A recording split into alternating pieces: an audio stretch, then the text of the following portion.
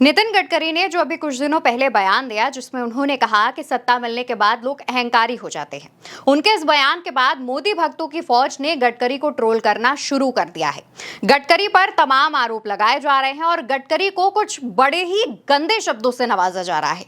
दोस्तों, मोदी भक्तों के इस बात पर मिर्ची लगी है क्योंकि गडकरी के इस बयान के बाद कांग्रेस के एक विधायक ने गडकरी को अगला प्रधानमंत्री बनाने के नाम की घोषणा कर दी थी और कहा था कि अब गडकरी को प्रधानमंत्री बनाया जाना चाहिए। इसके बाद मोदी भक्त गडकरी को लेकर के जो बयानबाजी कर रहे हैं, पहले आपको वो बता देती हूं। सबसे पहला एक पोस्ट सामने आता है जिसमें लिखा गया, मुझे प्रधानमंत्री बनना है। मैं कितने सालों से रोजाना नॉन स्टॉप मोहन भागवत के तलवे चाट रहा हूं। नितिन गडकरी को टैग किया गया। लिखते हैं, इस जयचंद को बाहर का दरवाजा दिखाओ वरना ये बीजेपी लुटिया डुबो देगा। इसके बाद एक और पोस्ट सामने आता है जिसमें लिखा गया, गडकरी को मोहन भागवत प्रधानमंत्री बनाना चाह रहे हैं, इसलिए कभी गडकरी तो कभी खुद भागवत जी बयान दे रहे हैं जैसे मोदी जी को प्रधानमंत्री इन्होंने ही बनाया है, जो जब चाहे हटा देंगे। एक और यूजर लिखते हैं, बीजेपी के सारे मंत्रियों में नितिन गडकरी मुझे सबसे खतरनाक लगते हैं। विगत कुछ सालों में जब जब मोहन भागवत कुछ उल्टा बयान देते हैं तो कहीं ना कहीं उस पर नितिन गडकरी का साथ होता है। जब जब चुनाव आता है तो नितिन गडकरी और मोहन भागवत मोदी जी को असमंजस में डालने वाला बयान शुरू करते हैं। एक और यूजर हैं जो लिखते हैं, ये ऐसी बातें इसलिए बोल रहा है क्योंकि इसको लगता है आरएसएस हेड ने 75 ईयर वाला बयान दिया है और आरएसएस भी इसको पीएम देखना चाहता है, तो अब इसकी आंखें चमक रही हैं पीएम बनने के लिए। ये पीएम के लालच में भाजपा की लंका लगा रहा है। एक और यूजर हैं जिनकी तरफ से लिखा गया, प्रधानमंत्री बनने की आकांक्षा है इसलिए तो संघ संचालक के इशारे पर मोदी विरोध में आ गया है। मोदी सरकार से इस्तीफा दे देना चाहिए, भारत विरोधी पार्टी में शामिल हो जाना चाहिए। एक और यूजर हैं जिनकी तरफ से लिखा गया, ये भी गजब का धोखेबाज आदमी है, बहुत जलता है मोदी से, बस खुल के बोल नहीं पाता, बेचारे का सपना रोक दिया, इसको हिंदू राष्ट्र से कोई लेना देना नहीं है। दोस्तों, ये चंद ऐसे पोस्ट हैं जो कि मोदी समर्थकों की तरफ से या फिर ये कह लीजिए कि ट्रोलर्स की तरफ से किए गए हैं। अब हम आपको नितिन गडकरी के बयान से ये जो सियासत शुरू हुई है उसके बारे में विस्तार से बताते हैं। सबसे पहले मोहन भागवत का वो बयान याद कीजिए जिसमें मोहन भागवत ने यह कहा था कि 75 साल के बाद रिटायरमेंट ले लेना चाहिए। हाल फिलहाल का उनका ये बयान है। उनके इस बयान के कुछ समय बाद नितिन गडकरी का बयान सामने आता है जिसमें गडकरी कहते हैं कि सत्ता मिलने के बाद आदमी अहंकारी हो जाता है, सम्मान मांगने से नहीं मिलता, सम्मान कमाना पड़ता है। इस तरीके के बयान जब नितिन गडकरी के नागपुर से सामने आते हैं तो सियासत शुरू हो जाती है जाहिर तौर पर, और इनके गडकरी के इस बयान के पीछे के मायने तलाशे जाने लगते हैं। अब ऐसे में कांग्रेस के एक विधायक ये मांग करते हैं कि नितिन गडकरी को अगला प्रधानमंत्री बना देना चाहिए। सोचिए दोस्तों, विपक्ष की पार्टी ने ये मांग की और उसके बाद से ही ये चर्चा शुरू होने लगी कि क्या प्रधानमंत्री नरेंद्र मोदी के रिटायरमेंट के बाद गडकरी को कुर्सी दी जाएगी। और जैसे ही इस बात को हवा लगी और तमाम लोग इस पर बात करने लगे, वैसे ही मोदी भक्तों के मिर्ची लग जाती है। मोदी भक्त गडकरी के पीछे लग जाते हैं और ट्रोल आर्मी का शिकार हो जाते हैं केंद्रीय मंत्री नितिन गडकरी। गडकरी को अब भाजपा विरोधी बताया जा रहा है, गडकरी को अब राष्ट्र विरोधी तक बताया जा रहा है, सिर्फ इस वजह से क्योंकि गडकरी के इस बयान के बाद कांग्रेस के एक विधायक ने यह कह दिया कि उन्हें प्रधानमंत्री बना देना चाहिए।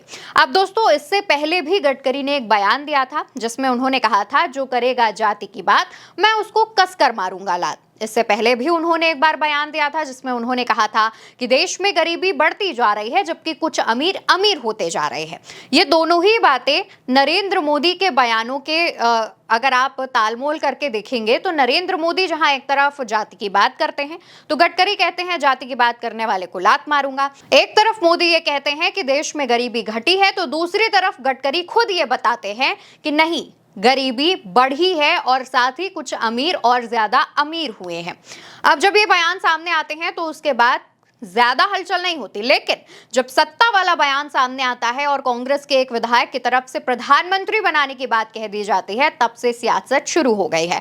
अब इस सियासत में और ज्यादा हवा इस वजह से भी लग रही है क्योंकि 2024 के लोकसभा चुनाव के बाद प्रधानमंत्री मोदी की जो सरकार है वो दो कंधों पर आकर टिक गई है। वो कंधे, एक नीतीश कुमार और दूसरा चंद्रबाबू नायडू।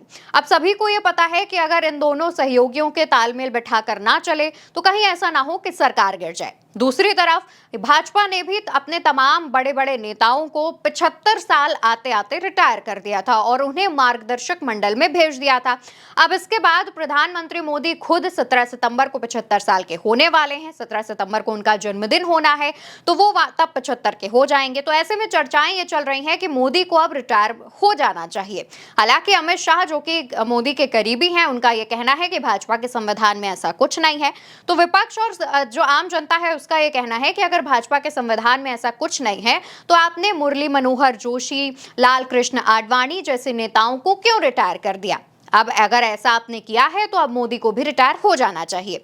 तो इसके बाद चर्चाएं ये जोर पर हैं कि अब प्रधानमंत्री मोदी रिटायर हो सकते हैं। और जिस तरीके से गडकरी के बयान सामने आ रहे हैं उसके बाद कहा यह जा रहा है कि अब मोदी के बाद गडकरी को भारत का प्रधानमंत्री बनाया जाना चाहिए। वहीं दूसरी तरफ गडकरी के साथ दो और चीजें जुड़ी हुई हैं। वो भाजपा के ऐसे नेता हैं जिनकी तारीफ विपक्ष भी करता है और विपक्ष के भी तमाम नेताओं से गडकरी के जो संबंध हैं वो काफी अच्छे हैं।